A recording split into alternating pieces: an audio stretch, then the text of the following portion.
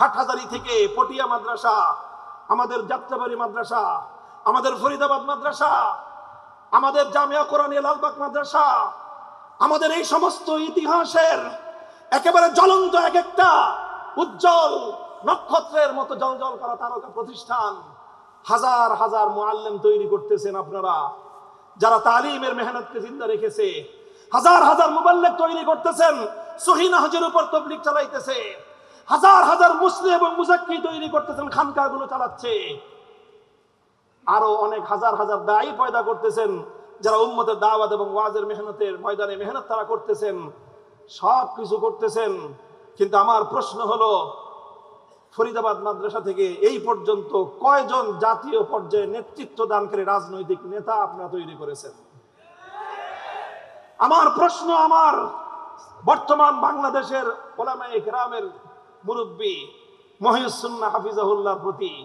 আপনার যাত্রাবাড়ি মাদ্রাসা বিশাল মাদ্রাসা, মুআল্লিম, মুজাক্কি, মুসলিহ, মুবাল্লিগ সব তৈরি হচ্ছে, দাঈ ওয়াইজ তৈরি হচ্ছে, মুহাক্কিক তৈরি হচ্ছে, কিন্তু জাতীয় পর্যায়ে রাজনৈতিক নেতৃত্ব দেওয়ার মতো কয়জন আপনি রাজনৈতিক নেতা তৈরি করেছেন? মুফতি মনসুরুল হক সাহেব হুজুর, আপনার মেধা যোগ্যতা সম্পর্কে সবচেয়ে বড় ওয়াকিফ আমি জানি। আপনার কাছে বিনীত প্রশ্ন, যে আপনারা সব তৈরি করেছেন, আপনার জিন্দগির প্রায় 50 সালা মেহনতের মাধ্যমে কয়জন ব্যক্তি রাজনৈতিক ময়দানে নেতৃত্ব দিচ্ছে এবং আপনি তার সরপরস্তি করতেছেন? সেই বিষয়গুলি আমরা কনফিউজড। আমি বলতে চাই যে কথা, উম্মতের সব লাইনে মেহনত যেরকম হওয়া জরুরি, কোন একটা লাইনের মেহনতকে এক চুল পরিমাণ আমি গুরুত্ব কমাচ্ছি না। তবে সেই সাথে আমি যুক্ত করতে বলছি, এই সকল বড় বড় দ্বীনি ইদারাগুলো থেকে সুপরিকল্পিতভাবে আগামী দিনে এই জমিনে নেতৃত্বের বাগডোর সামলানোর জন্য যোগ্য কায়েদে মিল্লাত রাজনৈতিক নেতা তৈরি করতে হবে।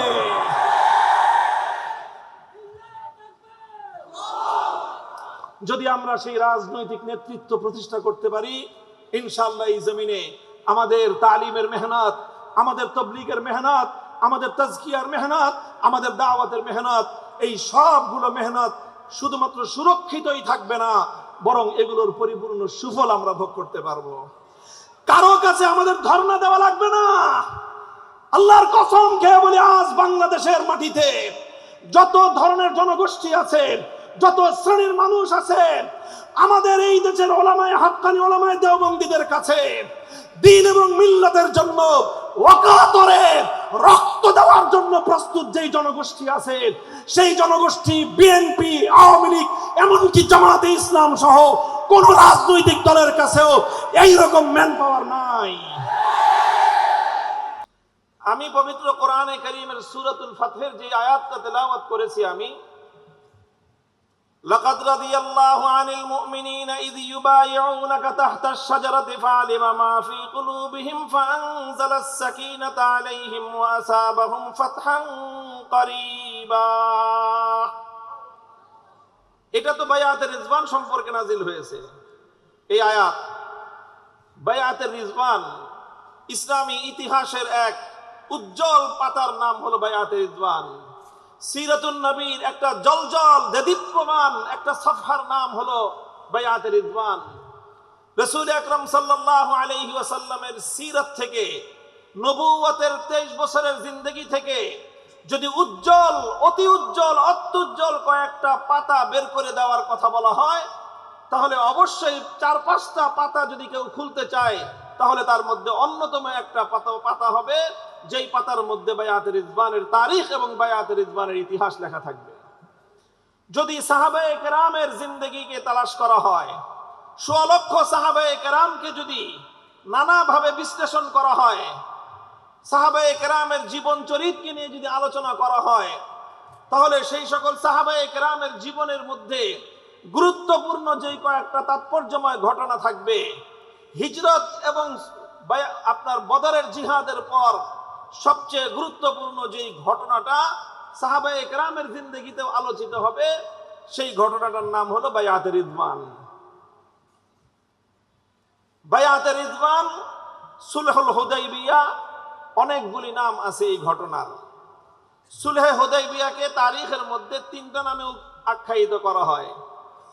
সুলহুল হুদাইবিয়া, এটা প্রথমে ছিল উমরাতুল হুদাইবিয়া, তারপরে এটার নাম হয়েছে গজওয়াতুল হুদাইবিয়া, তারপরে এটার নাম হয়েছে সুলহুল হুদাইবিয়া। প্রথম নাম কি ছিল? উমরাতুল হুদাইবিয়া। রাসূল সাল্লাল্লাহু আলাইহি ওয়াসাল্লাম মদিনা শরীফ থেকে উমরা করার জন্য ইহরাম বেঁধে হাদির জানোয়ার সাথে করে নিয়ে মক্কা শরীফে যাওয়ার জন্য বাইতুল্লাহর উদ্দেশ্যে যাত্রা শুরু করেছিলেন, এবং এই জন্য উমরার নিয়ত করেই 1400 থেকে 1500 সাহাবায়ে কেরামের নুরানি কাফেলা নিয়ে আল্লাহ নবী মক্কা অভিমুখে রওনা করেছিলেন। উমরার নিয়ত ছিল, ইহরাম ছিল, এই জন্য এই ইতিহাসকে এবং এই সফরকে বলা হয় উমরাতুল হুদাইবিয়া। যখন আল্লাহ নবী হুদাইবিয়া পর্যন্ত এসে পৌঁছলেন মক্কার উপকণ্ঠে, মক্কার কুরাইশরা বাধা দিল যে কোনোভাবেই আল্লাহ নবীকে মক্কায় ঢুকতে দিবে না, প্রয়োজনে লড়াই করবে, যুদ্ধ হবে, কিন্তু তারা কোনো মূল্যেই আল্লাহ নবীকে মক্কা শরীফে ঢুকতে দিবে না। রাসূল আকরাম সাল্লাল্লাহু আলাইহি ওয়াসাল্লাম তাদের সঙ্গে আলোচনা করলেন, নানাভাবে তাদেরকে বোঝালেন যে দেখো, আমরা যুদ্ধ করতে আসি নাই, আমরা মারামারি করতে আসি নাই, সংঘাত করতে আসি নাই, আমরা এসেছি শুধুমাত্র আল্লাহর ঘর বাইতুল্লাহর সফর করব, বাইতুল্লাহর জিয়ারত করব, তাওয়াফ করব, উমরা করব, আমরা চলে যাব, আমরা আর কিছুই করব না। কিন্তু তারা কোনোভাবেই আল্লাহর নবীর এই কথা শুনল না, এবং তারা তাদের এক কথা পরিষ্কার যে আমরা কোনোভাবেই আপনাকে মক্কা ঢুকতে দিব না। এরপরে একটা পর্যায়ে ঘটনা ঘটলো, সংবাদ আসলো, রাসূল সাল্লাল্লাহু আলাইহি ওয়াসাল্লাম আলোচনার জন্য মক্কা নগরীতে কুরাইশদের সঙ্গে আলোচনার জন্য হযরত ওসমান রাদিয়াল্লাহু তাআলা আনহুকে প্রেরণ করেছিলেন। হঠাৎ হুজুরের কাছে এরকম একটা সূত্রে সংবাদ আসলো, ওসমান রাদিয়াল্লাহু তাআলা আনহুকে শহীদ করে দেয়া হয়েছে। নবী আকরাম সাল্লাল্লাহু আলাইহি ওয়াসাল্লাম সাহাবায়ে কেরামের কাছে ঘোষণা করলেন, আমি আমার ওসমানকে মক্কাওয়ালাদের কাছে প্রেরণ করেছিলাম আলোচনার জন্য। দুনিয়ার সকল অসভ্য জাতীয় কোনোদিন কোনো কাসেদ এবং কোনো দূতের উপর আক্রমণ করে না, তাদের জীবনের নিরাপত্তা দেওয়া দুনিয়ার সবচেয়ে অসভ্য জাতিরও একটা সভ্যতার বলতে সর্বশেষ চিহ্ন এটা থাকে। আজ মক্কাওয়ালারা যদি আমার ওসমানকে হত্যা করে থাকে, শহীদ করে থাকে, আমি শপথ নিলাম হুদাইবিয়ার মাটি থেকে ওসমানের রক্তের বদলা না নিয়ে আমি ফিরবো না। তোমরা ওসমানের হত্যার বদলা নেওয়ার জন্য কারা কারা প্রস্তুত আছো? সাহাবায়ে কেরাম খইয়ের মতো ফুটতে আরম্ভ করলেন। আল্লাহ নবী বললেন যে হয় আমরা ওসমানের হত্যার বদলা নিয়ে মক্কা বিজয় করে এখান থেকে ফিরবো, আর না হয় এই মাঠেই আমাদের প্রত্যেকের জীবন যাবে, কল্লা যাবে, রক্ত দিব, কিন্তু আমরা এই অন্যায় হত্যাকাণ্ডের প্রতিশোধ না নিয়ে আমরা ফিরবো না। সাহাবায়ে কেরাম আল্লাহ নবীর হাতে বায়াত নিলেন। বায়াত আলাল মউত ছিল, এটা মৃত্যুর উপর বায়াত। আল্লাহ নবী তার 23 বছরের জিন্দেগিতে একবার মৃত্যুর উপর বায়াত গ্রহণ করেছেন, আর এর আগে পরে কখনোই বায়াত আলাল মউত আল্লাহ নবী গ্রহণ করেননি। জীবন দেওয়ার জন্য বায়াত হয়েছে, অঙ্গীকার হয়েছে আল্লাহর জন্য জীবন দিবে, অঙ্গীকার হয়েছে এক ইমানদারের রক্তের বদলা নেওয়া হবে, অঙ্গীকার গ্রহণ করা হয়েছে একজন নিরপরাধ মুসলমানকে যদি হত্যা করা হয় সে হত্যার প্রতিশোধ গ্রহণ করার জন্য 1500 সাহাবায়ে কেরাম জীবন দেবে, রক্ত দিবে, কোন মুসলমানের রক্ত বৃথা যেতে দেবে না।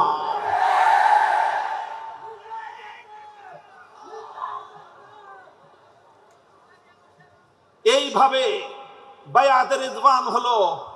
সাহাবায়ে কেরামের এই জজবা, একজন মুসলমানের প্রতি তাদের হৃদয়ের এই ভালোবাসা, তাদের এই আন্তরিকতা, একজন নিরপরাধ মানুষের রক্তের প্রতিশোধ গ্রহণ করার, হত্যার বদলা গ্রহণ করার এই মানসিকতাকে আমার আল্লাহ পাক রব্বুল আলামিন এপ্রিশিয়েট করলেন।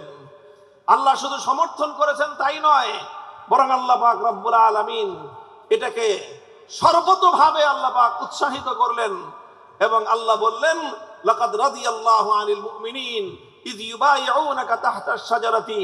জীবন দেওয়ার জন্য যখন সাহাবীরা আপনার হাতে বায়াত গ্রহণ করেছিল, আল্লাহ বলেন যে আমি সেই বায়াতের প্রতি আমার পক্ষ থেকে আমি আমার সন্তুষ্টির ঘোষণা করলাম। এজন্য ইতিহাসের মধ্যে এই বায়াতকে বলা হয় আল্লাহর সন্তুষ্টির বায়াত। হে মুসলমান, মনে রেখো, এক একজন ইমানদারের জীবনের দাম এত বেশি, একজন মুমিনের জীবনের মূল্য এত বেশি। একজন নিরপরাধ, একজন সাধারণ মুসলমান, যে কোনো ইমানদার অন্যায়ভাবে যদি হত্যাকাণ্ডের শিকার হয়, সেই মুমিনের জীবনের দাম এত বেশি। সেই মুমিনের জীবনের নিরাপত্তা প্রতিষ্ঠার জন্য, তার হত্যার বদলা গ্রহণ করার জন্য, তার রক্তের প্রতিশোধ গ্রহণ করার জন্য ইমানদাররা যখন বায়াত গ্রহণ করে, শপথ গ্রহণ করে, আরশের মালিক সেই শপথের উপর তার সন্তুষ্টির এলান করে দেন। এইভাবে উমরাতুল হুদাইবিয়া এটা পরিণত হয়ে গেল একটা যুদ্ধাঙ্গদেহী পরিস্থিতিতে। এই জন্য ইতিহাসের পাতায় এই ঘটনাকে দ্বিতীয় নামে নামকরণ করা হয় গজওয়াতুল হুদাইবিয়া। এই যখন চরম পর্যায়ের উত্তেজনা ছড়িয়ে পড়ল, মক্কার কুরাইশরা দেখলো যে খবর ভাবসাব ভালো না, পরিস্থিতি ভালো নয়। আজ নবীর সাহাবীরা যেভাবে জীবন দেওয়ার জন্য শপথ গ্রহণ করেছে, পরিস্থিতি এত সহজে সামাল দেওয়া যাবে বলে মনে হয় না। তখন মক্কার লোকেরা তারাও নমনীয় হয়ে গেল যে না, ঠিক আছে, মারামারির দরকার নাই, আমরা আলোচনার মাধ্যমে সমস্যার সমাধান করব। শেষ পর্যন্ত ইতিহাস লম্বা, দ্বিপাক্ষিক আলোচনা হলো, আলোচনার মাধ্যমে কিছু ধারা নির্ধারিত হলো এবং সেই ধারার মাধ্যমে কিছু কথাবার্তা ঠিক হলো। সেই কথাগুলোর মাধ্যমে একটা চুক্তি স্বাক্ষরিত হলো, যেই চুক্তিকে বলা হয় সুলহে হুদাইবিয়া। সুলহুল হুদাইবিয়া একটা সন্ধি হলো মক্কার কুরাইশদের সঙ্গে আল্লাহর নবীর। সেই সুলহুল হুদাইবিয়া তখন এটা উমরাতুল হুদাইবিয়া থেকে গজওয়াতুল হুদাইবিয়া হয়ে এটার চূড়ান্ত নাম গিয়ে দাঁড়ালো সুলহুল হুদাইবিয়া। এগুলো বলাও আমার উদ্দেশ্য না। আমি আমার অন্য একটা কথা বলার জন্য এই ঘটনার উদ্ধৃতি দিলাম। কথা যেটাই বলবো, আগে তো ঘটনাটা বলতে হবে, বিষয়টা। সহিহ বুখারী শরীফের মধ্যে এই সুলহে হুদাইবিয়ার বাবের মধ্যেই হযরত বারা ইবনে আযিব রাদিয়াল্লাহু তাআলা আনহু, আল্লাহর পয়গম্বরের একজন গুরুত্বপূর্ণ সাহাবী বারা ইবনে আযিব রাদিয়াল্লাহু তাআলা আনহু, তিনি বর্ণনা করেন অন্যান্য সাধারণ মুসলমানদেরকে লক্ষ্য করে, একদিন হযরত বারা ইবনে আযিব বললেন, তাউদ্দুনা আনতুমুল ফাতহা ফাতহা মাক্কাতা, তাউদ্দুনা আনতুমুল ফাতহা ফাতহা মাক্কাতা। তোমরা মনে করো আল্লাহর নবীর জীবনের সবচেয়ে বড় ঐতিহাসিক বিজয় হলো মক্কা বিজয়। এটাই সাধারণ কথা, কারণ মক্কা বিজয়ের মাধ্যমে ইসলামের একটা বিশাল গৌরব প্রতিষ্ঠিত হয়েছিল। যেই জমিন থেকে আল্লাহর নবী 8 বছর আগে নিতান্ত নিঃস্ব অসহায় অবস্থায় যেই জমিন থেকে আল্লাহর নবীকে বের করে দেওয়া হয়েছিল, সাহাবায়ে কেরামকে বের করে দেওয়া হয়েছিল, নিজের জন্মভূমি ছাড়তে হয়েছিল, ইতিহাসের বর্বরতম সমস্ত অত্যাচার এবং নির্যাতনের স্টিম রোলার গুলো পরিচালিত হয়েছিল, ইতিহাসের নির্মম সকল অধ্যায়গুলো রচিত হয়েছিল, যেই মাটিতে আল্লাহর নবী সেই মাটিতে বিজয়ী বেশে প্রবেশ করেছিলেন মক্কা বিজয়ের দিন। এবং মক্কা বিজয়ের মাধ্যমেই মূলত মক্কার কুরাইশদের সাথে ইসলামের সকল দ্বন্দ্ব এবং সংঘাত চূড়ান্ত ফয়সালা হয়ে যায় এবং এই বিরোধ নিষ্পত্তি হয়ে মক্কা নিরঙ্কুশভাবে ইসলামের বিজয় প্রতিষ্ঠিত হয়। এই জন্য ফতহে মক্কা এটা ইসলামের খুব গুরুত্বপূর্ণ একটা ঘটনা এবং একটা ঐতিহাসিক বিজয়, যেটাকে স্বাধীনতা দিবস বলা যায়, বিজয় দিবস বলা যায়। আমরা যেরকম বাঙালি জাতি আমরা বিজয় দিবস উদযাপন করি, মুসলিম জাতির জন্যও সত্যিকার অর্থে আল্লাহর নবীর 23 বছরের জীবন পর্যালোচনা করলে চূড়ান্ত বিজয় দিবস তো ছিল ফতহে মক্কার দিন। মক্কা বিজয়ের দিনটাই ছিল বিজয় দিবসের দিন। হযরত বারা ইবনে আযিব রাদিয়াল্লাহু তাআলা আনহু বলেন যে তাউদ্দুনা আনতুমুল ফাতহা ফাতহা মাক্কাতা, হে সাধারণ মুসলমান, তোমরা তো আল্লাহর নবীর জীবনের ঐতিহাসিক বিজয় হিসেবে, সবচেয়ে বড় বিজয় হিসেবে তোমরা মক্কা বিজয়কে গ্রহণ করো, গণনা করো। তোমাদের ধারণা এরকম, ওয়াকাদ কানা ফাতহু মাক্কাতা ফাতহান। নবীর সাহাবী, এই ছাত্ররা ভালো করে মনোযোগ দিয়ে শোনো কথাটা, ওয়াকাদ কানা ফাতহু মক্কা ফাতহান, সাহাবী বলতেছেন আমাদের দৃষ্টিতে মক্কা বিজয়টা এটা একটা মামুলি বিজয় ছিল, এটা খুব বড় কোনো বিজয় ছিল না। মক্কা বিজয়টা একটা সাধারণ বিজয় ছিল।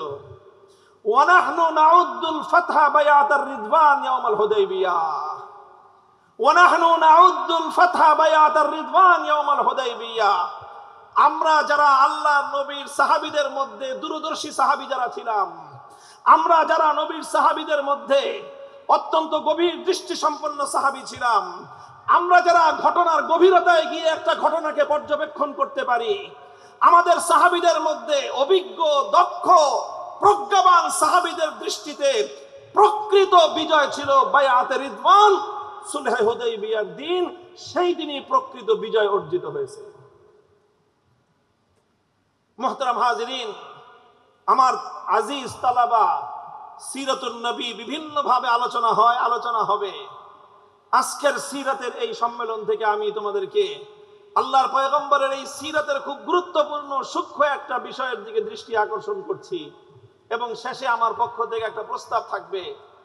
আমার জাতির ওলামায়ে কেরাম এবং যারা আমাদের জিম্মাদারান আকাবির ওলামায়ে কেরামকে খেতাব করে নাম নিয়ে নিয়ে আমি খেতাব করে একটা কথা বলে যাব, তোমাদের মতো একজন, তোমাদের একজন বড় ভাই হিসেবে। কথাটা শেষ পর্যন্ত শুনতে হবে মনোযোগ দিয়ে। হযরতে বারা ইবনে আযিব রাদিয়াল্লাহু আনহু বলতেছেন, ওয়াকাদ কানাল ফাতহু মক্কা ফাতহান ওয়া নাহনু নাউদ্দুল ফাতহা বায়াতার রিদওয়ান ইয়াউমাল হুদাইবিয়াহ।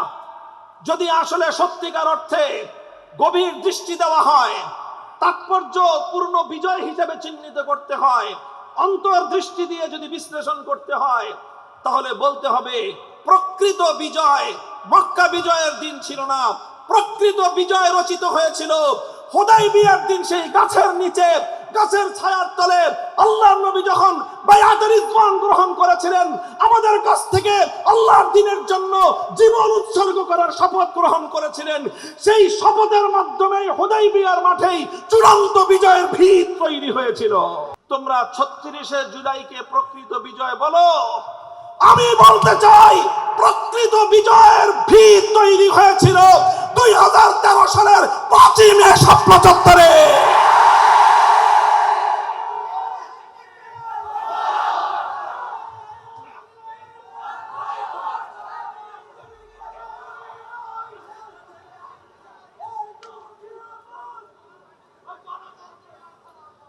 এটা খুব ভালো করে মনে রাখতে হবে। আজ এই কথা আমরা অনেকে বলি না, অনেক সময় আমাদের ভুল হয়ে যায় কথাটা বলতে। হে উম্মতের ওলামায়ে কেরাম, হে সাহাবায়ে কেরামের উত্তরসূরিরা, সত্যিকার আশিক রাসূল, সত্যিকার আশিক রাসূল, আল্লাহর নবীর উম্মতেরা মনে রেখো, শাপলা চত্বরে নবী প্রেমিক আল্লাহর পয়গম্বরের আশিক রাসূল উম্মতদের রক্তের ঋণ যদি তোমরা ভুলে যাও, ইতিহাস তোমাকে গাদ্দার হিসেবে চিহ্নিত করবে। কারা আল্লাহর নবীর জন্য, কারা আল্লাহর পয়গম্বরের জন্য, কারা আল্লাহর নবীর সত্যিকার ভালোবাসার প্রেমে জীবন উৎসর্গ করতে পারে, ইসলামী ইতিহাসের ১৪০০ বছরের ইতিহাসে শাপলা চত্বর এক অনন্য ঐতিহাসিক ঘটনা।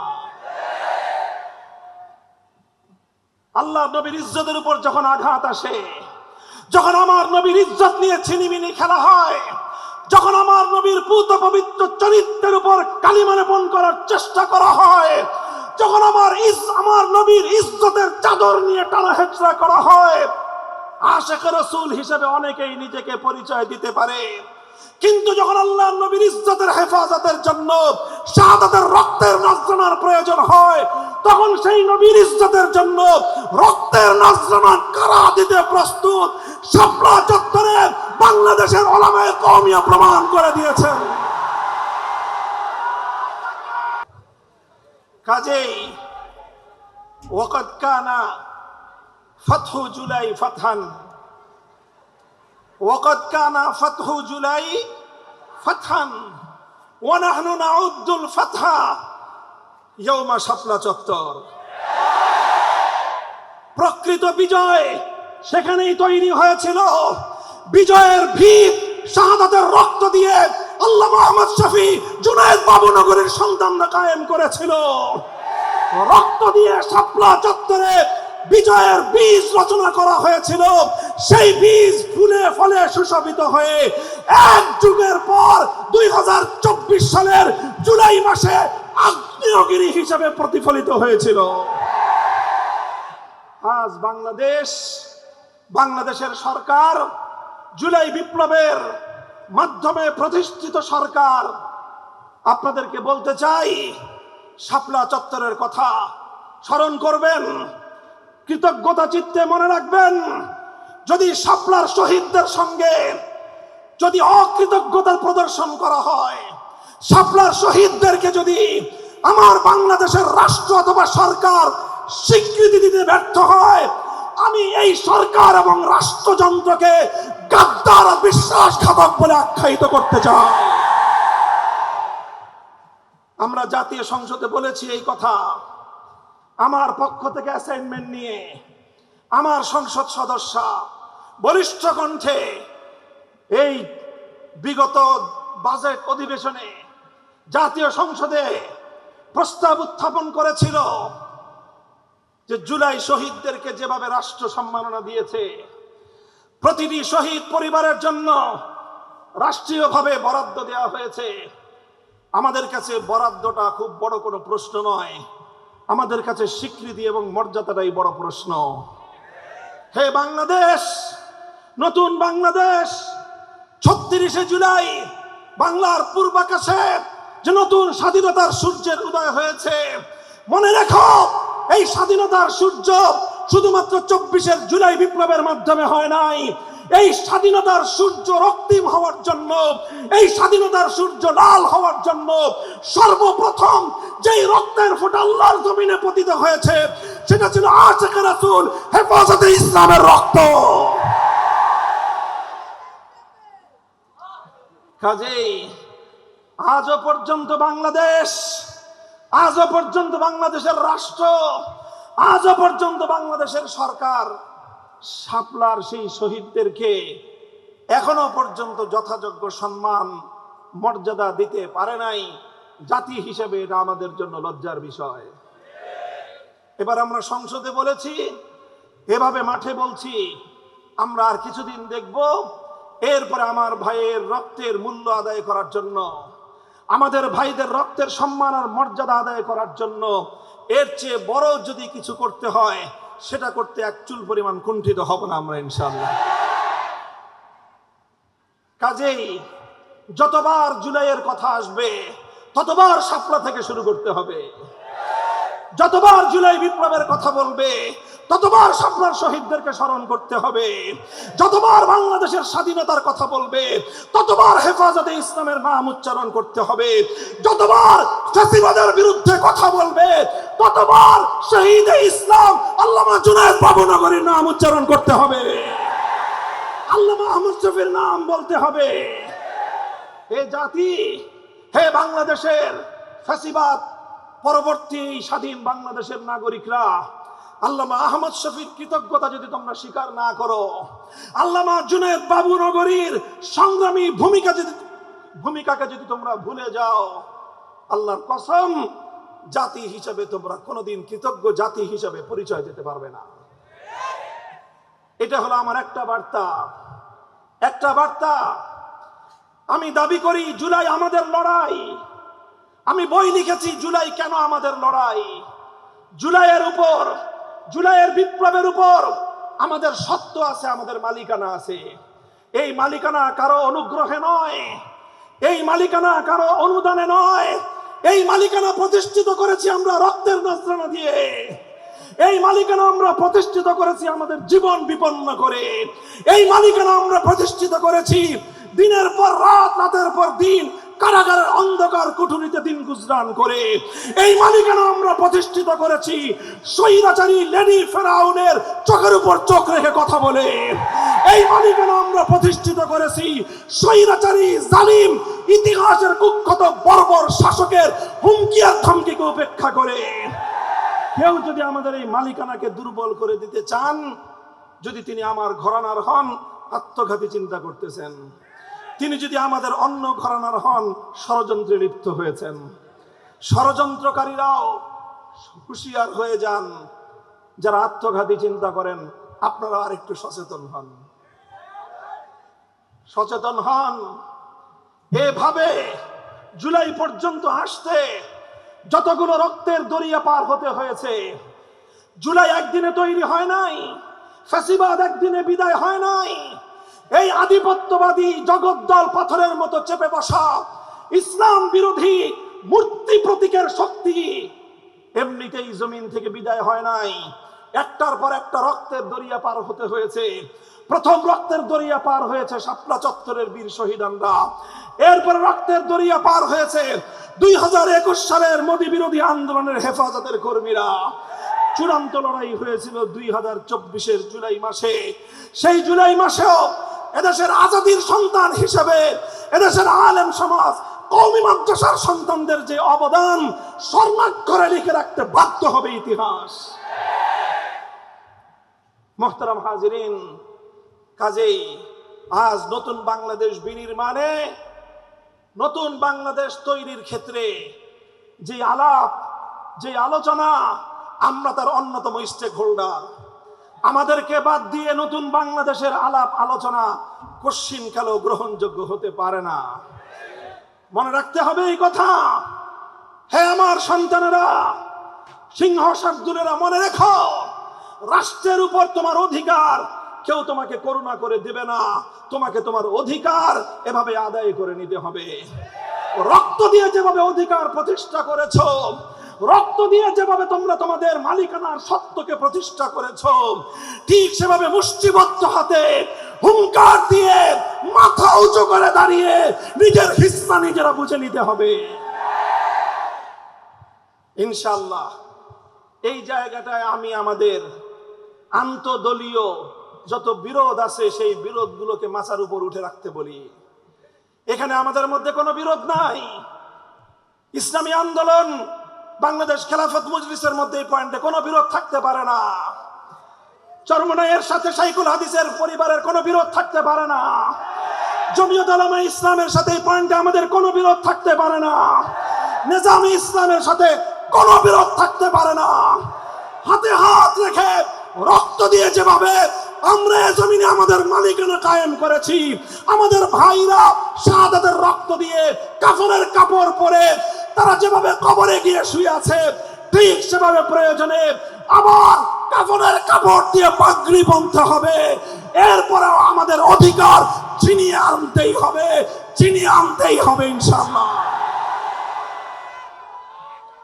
আমি একটা কথা বললাম, এই কথাটা আপনারা খুব ভালো করে মনে রাখবেন। আমার আরেকটা কথা গুরুত্বপূর্ণ, যেই কথাটা আমার মূল মেসেজ, সেটা আমি এখন বলতেছি। সেটা হলো এই যে বায়াতের রিদওয়ানকে এতটা তাৎপর্যময় যে বর্ণনা করা হলো, এতটা গুরুত্ব দেওয়া হলো বায়াতের রিদওয়ানকে, এটা তো পরবর্তী যুগের কোনো ঐতিহাসিক এই গুরুত্বটা দেয় নাই। এই গুরুত্বটা তো স্বয়ং সাহাবায়ে কেরাম দিয়েছেন, এই গুরুত্বটা তো স্বয়ং আল্লাহর নবী দিয়েছেন। বরং আরেক কদম বাড়িয়ে তো বলতে হবে, এই গুরুত্ব তো স্বয়ং আমার আল্লাহ ঘোষণা করেছেন। আল্লাহ রাব্বুল আলামিনই তো সুলহে হুদাইবিয়ার পর যখন আল্লাহ নবী হুদাইবিয়া থেকে মদিনার দিকে ফিরে যাচ্ছিলেন, সাহাবায়ে কেরামের হৃদয়গুলো, তাদের হৃদয়গুলো ভাঙ্গা ছিল, তাদের মনগুলো বেদনা বিদুর ছিল। করতে আসলাম ওমরা, করতে পারলাম না ওমরা, জিহাদের শপথ নিলাম, শাহাদাতের রক্ত দিব, জিহাদও করতে পারলাম না, শহীদও হইতে পারলাম না, শেষ পর্যন্ত সন্ধি করে ফিরে যাচ্ছি। মনটা তাদের খুব ব্যথাতুর ছিল।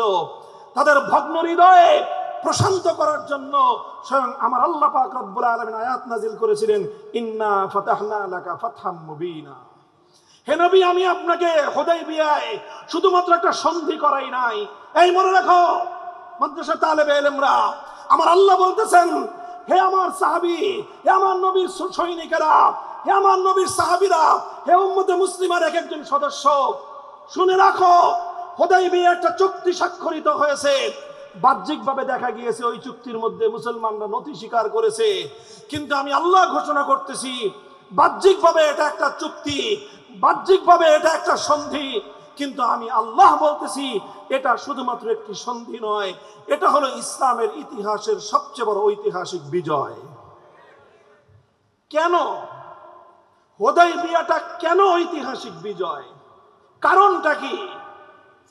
আপনারা এবার সমস্ত শুরুহাত বুখারী শরীফের যত সরা আছে, ফাথুল বারী খুলেন, উমদাতুল কারী খুলেন, শরহ মুসলিম নববী খুলেন, আজ পর্যন্ত আমাদের আকাবিরিনদের লেখা, আল্লামা শাব্বির আহমদ উসমানীর ফাথুল মুলহিম খুলেন, আল্লামা নববী খুলেন, সমস্ত হাদিসের ব্যাখ্যা গ্রন্থগুলো খুলে আপনারা এই প্রশ্ন পড়েন, কোরআনের ওই আয়াতের তাফসীর পড়েন, একেবারে প্রথম যুগ থেকে নিয়ে বর্তমান যুগ পর্যন্ত মুফাসসিরিনদের লেখা তাফসীরগুলো পড়েন।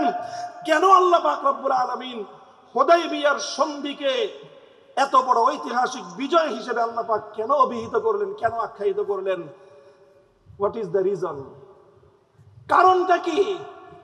কারণ মৌলিক যেই কারণটা, সেটা হলো এই হুদায়বিয়ার মাধ্যমে প্রত্যক্ষ বিজয় যদিও মুসলমানদের আসে নাই, হুদায়বিয়ার মাধ্যমে মুসলমানদের রাজনৈতিক বিজয় অর্জিত হয়েছিল। কোন বিজয়?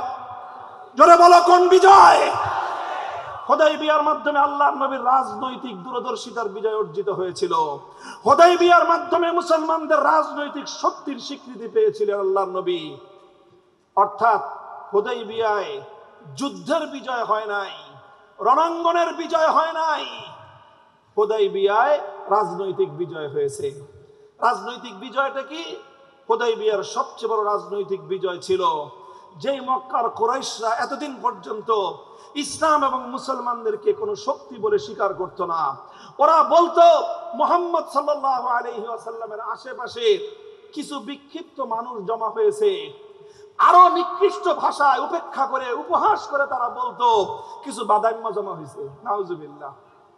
আপনি পড়েন হুদায়বিয়ার ইতিহাসের মধ্যে পড়েন, তারা যেই কথাগুলো বলেছিল যে আল আওবাস, আপনার চারপাশে কিছু বাদাইম্মা বেহুদা জমা হয়েছে, এগুলো 2 দিন পরে চলে যাবে, আপনি এদের জন্য নিজের গোত্রের সঙ্গে আপনি লড়াই করেন।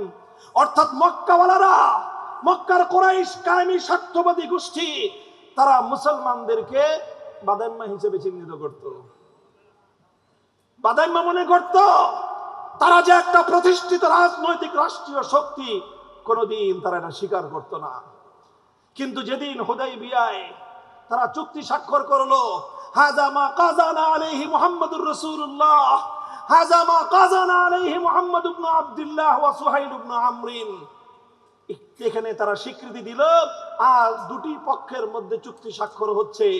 এর এক পক্ষে মক্কার কুরাইশদের পক্ষ থেকে তাদের নেতা সুহাইল ইবনে আমর স্বাক্ষর করবে, অপর পক্ষে মুহাম্মদ ইবনে আব্দুল্লাহ স্বাক্ষর করবে।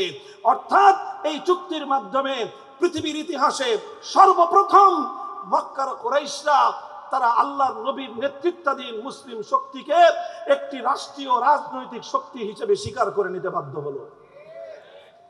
এটাই হলো ফাতহে মুবিন, এটাই হলো ফাতহে মুবিন। আজ থেকে প্রায় 8 বছর আগে রোহিঙ্গাদেরকে যেভাবে যখন তারা উৎখাত করে দিয়েছিল, তাদের 1300 বছরের বাপদাদার বাস্তু ভিটা থেকে, আপনারা জানেন ইতিহাস দেখেন, ওই সময়কার ইতিহাসগুলি পড়ে দেখেন, আমরা বিভিন্ন ভাবে রোহিঙ্গা ক্যাম্পে স্বয়ং আমি নিজে দিনের পর দিন থেকে তাদের জন্য অনেক কাজ করেছি, তাদের সঙ্গে অনেক কথাবার্তা বলেছিলাম। সব কথা বলার পরে তাদের কারণগুলো যাচাই করার চেষ্টা করেছি যে কেন এভাবে তাদের সঙ্গে এই আচরণ করা হচ্ছে, কেন তাদের সঙ্গে নির্মমতা চলছে শতাব্দীর পর শতাব্দী ধরে। আমার কাছে যেই কারণটা মনে হয়েছে সেটা হলো রোহিঙ্গারা ওই এলাকায় অনেক কিছু করেছে, অনেক কিছু করেছে, কিন্তু আরাকানে তারা তাদের রাজনৈতিক নেতৃত্ব প্রতিষ্ঠা করতে পারে নাই। আরাকানে তারা ধর্মীয় প্রতিষ্ঠান করেছে, আরাকানে তারা বাড়ি ঘর করেছে, আরাকানে তারা শিক্ষা প্রতিষ্ঠান গড়ে তুলেছে, আরাকানে তারা বড় বড় খানকা গড়ে তুলেছে, অনেক কিছুই করেছিল। কিন্তু একটা কাজ রোহিঙ্গারা কখনোই করার চিন্তা করে নাই, সেটা হলো তাদেরকে আরাকানের একটা স্থায়ী রাজনৈতিক শক্তি হিসেবে, সুসংহত একটা নেতৃত্বের অধীনে রাজনৈতিক শক্তি হিসেবে নিজেদেরকে প্রতিষ্ঠা করতে তারা পারে নাই। নিজেদের রাজনৈতিক নেতৃত্ব প্রতিষ্ঠা করো, পায়ে ছুঁয়ে সালাম করতে বাধ্য হবে। হুদায়বিয়ার ইতিহাসের মূল কথাটা হলো এই, হুদায়বিয়ায় অনেক বড় কিছু হয়ে যায় না বাহ্যিক দৃষ্টিতে, আপাত দৃষ্টিতে তাৎক্ষণিকভাবে খুব বড় কোনো অর্জন ছিল না। সবচেয়ে বড় অর্জন ছিল হুদায়বিয়াতে আল্লাহ রাসূল সাল্লাল্লাহু আলাইহি ওয়াসাল্লামের নেতৃত্বাধীন মুসলিম কমিউনিটি এবং মুসলিম জনশক্তিকে তাদের সবচেয়ে বড় শত্রু, চিরশত্রু, সবচেয়ে বড় প্রতিদ্বন্দ্বী মক্কার কুরাইশরা একটা রাজনৈতিক প্রতিপক্ষ এবং রাজনৈতিক প্রতিদ্বন্দ্বী হিসাবে স্বীকার করে নিতে বাধ্য হয়েছিল। আমি এই কথাটাই বলতে চাই, আজ আমাদের আলহামদুলিল্লাহ অনেক লাইনে মেহনত আছে, অনেক লাইনে মেহনত আছে, আমি কোনোটার গুরুত্বকে অস্বীকার করি না। তালিমের মেহনত আমি বলি আরো বেশি দরকার। তালিম হলো ইসলামের শেকড়ের মতো, শেকড় ছাড়া যেরকম গাছের মূল্য নাই, এলেম ছাড়া ইসলামের মূল্য নাই, এলেম ছাড়া ইসলাম টিকতে পারে না।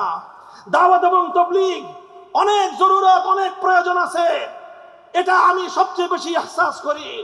কোন একটা গাছ তার সমস্ত ডালপালাগুলো যদি ছেটে নেওয়া হয়, সেই গাছ যেমন কাউকে ছায়াও দেয় না, ফল ফুলও দিতে পারে না, দাওয়াত এবং তাবলীগের কাজ যদি বন্ধ হয়ে যায়, ইসলাম এরকম ডালপালাবিহীন এক রুক্ষ গাছে পরিণত হবে। খানকাগুলোর প্রয়োজন আছে, কারণ খানকাগুলোতে যদি ইসলাহি মেহনত না হয়, তাজকিয়ার মেহনত যদি না চলে, ইসলাম নামক গাছের শেকড়ের মধ্যে পানি সিঞ্চন করে গাছকে সজীব রাখার আর কোনো মেহনত থাকবে না। কাজী সব মেহনত চলতে হবে, সব মেহনত চলতে হবে, সব মেহনত চলতে হবে, কিন্তু নিজেদের ভবিষ্যৎ এবং মুস্তাকবেলকে সুরক্ষিত রাখতে চাইলে তোমাদেরকে রাজনৈতিক শক্তি হিসেবে নিজেদের জমিনে প্রতিষ্ঠা লাভ করতে হবে। এই জন্য আমি বলছিলাম না, নাম ধরে একটা কথা বলবো। এখন আমি আমার আকাবিরিনদের এক একজনের নামের তালিকা বলবো, নাম তেলাওয়াত করবে এক একজন হুজুরের। আমাদের সকল মুরব্বীদের, বর্তমান যে সমস্ত মুরব্বীরা এখন আমাদের মাথার উপর রহমতের ছায়া হয়ে আছেন, আল্লাহ পাক ওনাদের সকলকে দীর্ঘ নেক হায়াতে তৈয়বা দান করেন। আমাদের মুহিউস সুন্নাহ মাহমুদুল হাসান হাফিজাহুল্লাহ তাআলা, ফরিদাবাদ মাদ্রাসার মুহতামিম, আমাদের মুরব্বী হযরত মাওলানা আব্দুল কুদ্দুস সাহেব হাফিজাহুল্লাহ তাআলা, আমার ওস্তাদে মুহতারাম হযরত মাওলানা মুফতি মনসুরুল হক সাহেব হাফিজাহুল্লাহ তাআলা ওয়া রাআ, আমার উস্তাদ, আমার গভীর ইলমের উস্তাদ, জাতীয় মসজিদ বাইতুল মুকাররমের খতিব হযরত মাওলানা মুফতি আব্দুল মালিক হাফিজাহুল্লাহ তাআলা, আমাদের ওস্তাদ সমতুল্য বাংলাদেশের একজন মহিরুহ করিম ইবনুল করিম হযরত মাওলানা আরশাদ রহমানী হাফিজাহুল্লাহ তাআলা।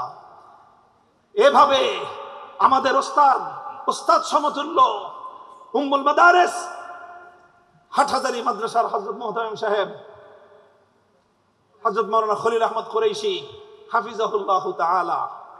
এইভাবে যদি আমি নাম নিতে চাই, আমাদের আমির হেফাজত, আমি তো বলি উনি আমার আমির, শুধু আমাদের আমির নয়, উনি আমার আমির।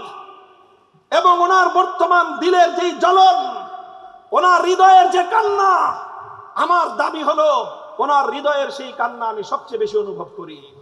কারণ আমার জীবনের সবচেয়ে কঠিন সময়ে 3 বছরের হাসিনার জুলুমের জিন্দানখানায় আমি অনুভব করেছি আমার হৃদয়ে সান্ত্বনার পরশ হয়ে বুলিয়ে দিত আমির হেফাজত আল্লামা শাহ মুহিবুল্লাহ বাবুনগরীর দোয়া এবং তার স্নেহের পরশ।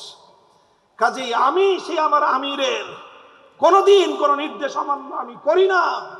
আমি ওনার হৃদয়ের জ্বলন এবং হৃদয়ের আকুতি বুঝেছি, এবং হৃদয়ের আকুতি বুঝে সেই আকুতি পূরণ করার জন্যই আমার জান কোরবান করার শপথ নিয়েছি। আমি সব কথাগুলো বলছি উম্মতের উলামায়ে কেরামকে লক্ষ্য করে বলছি। এই যে বড় বড় ইদারাগুলোর কথা বললাম, হাটহাজারী থেকে পটিয়া মাদ্রাসা, আমাদের যাত্রাবাড়ি মাদ্রাসা, আমাদের ফরিদাবাদ মাদ্রাসা, আমাদের জামিয়া কোরআনিয়া লালবাগ মাদ্রাসা, আমাদের এই সমস্ত ইতিহাসের একেবারে জ্বলন্ত এক একটা উজ্জ্বল নক্ষত্রের মতো জ্বলজ্বল করা তারকা প্রতিষ্ঠান, হাজার হাজার মুআল্লিম তৈরি করতেছেন আপনারা, যারা তালিমের মেহনতকে জিন্দা রেখেছে। হাজার হাজার মুবাল্লিগ তৈরি করতেছেন, সহিহ নাহজের উপর তাবলীগ চালাইতেছে। হাজার হাজার মুসলিম এবং মুজাক্কি তৈরি করতেছেন, খানকাগুলো চালাচ্ছে। আরো অনেক হাজার হাজার দায়ী পয়দা করতেছেন, যারা উম্মতের দাওয়াত এবং ওয়াজের মেহনতের ময়দানে মেহনত তারা করতেছেন।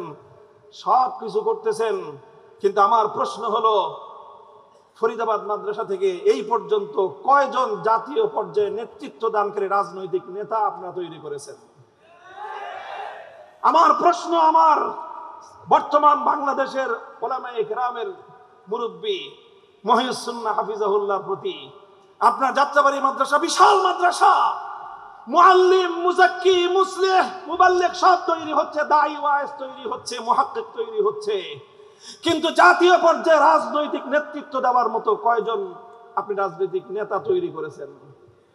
মুফতি মনসুরুল হক সাহেব হুজুর, আপনার মেধা যোগ্যতা সম্পর্কে সবচেয়ে বড় ওয়াকিফ আমি জানি। আপনার কাছে বিনীত প্রশ্ন যে আপনারা সব তৈরি করেছেন, আপনার জিন্দগির প্রায় 50 সালা মেহনতের মাধ্যমে কয়জন ব্যক্তি রাজনৈতিক ময়দানে নেতৃত্ব দিচ্ছে এবং আপনি তার সরপরস্তি করতেছেন, সেই বিষয়গুলি আমরা কনফিউজড। আমি বলতে চাই যে কথা, উম্মতের সব লাইনে মেহনত যেরকম হওয়া জরুরি, কোন একটা লাইনের মেহনতকে এক চুল পরিমাণ আমি গুরুত্ব কমাচ্ছি না, তবে সেই সাথে আমি যুক্ত করতে বলছি এই সকল বড় বড় দ্বীনি ইদারাগুলো থেকে সুপরিকল্পিতভাবে আগামী দিনে এই জমিনে নেতৃত্বের বাগডোর সামলানোর জন্য যোগ্য কায়েদে মিল্লাত রাজনৈতিক নেতা তৈরি করতে হবে।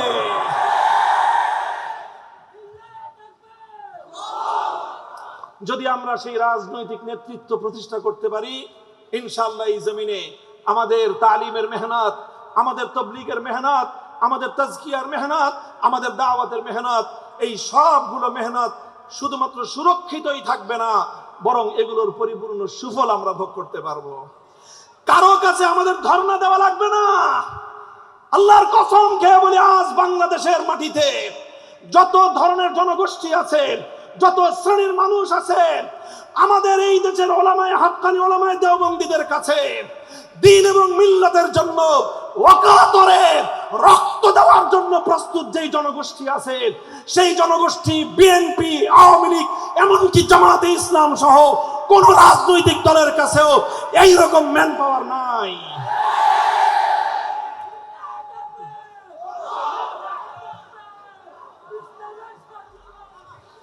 সুতরাং আমার আজকের আখেরি পয়গাম হলো এই, আল্লাহর নবীর সিরাত থেকে, সিরাতুন নবীর এই আলোচনাটা আমি করে গেলাম যে আল্লাহর নবীর জীবনের সবচেয়ে বড় ঐতিহাসিক বিজয় হিসেবে আল্লাহ পাক আখ্যায়িত করেছেন সেই দিনকে, যেই দিন আল্লাহর নবীর রাজনৈতিক বিজয় প্রতিষ্ঠিত হয়েছিল।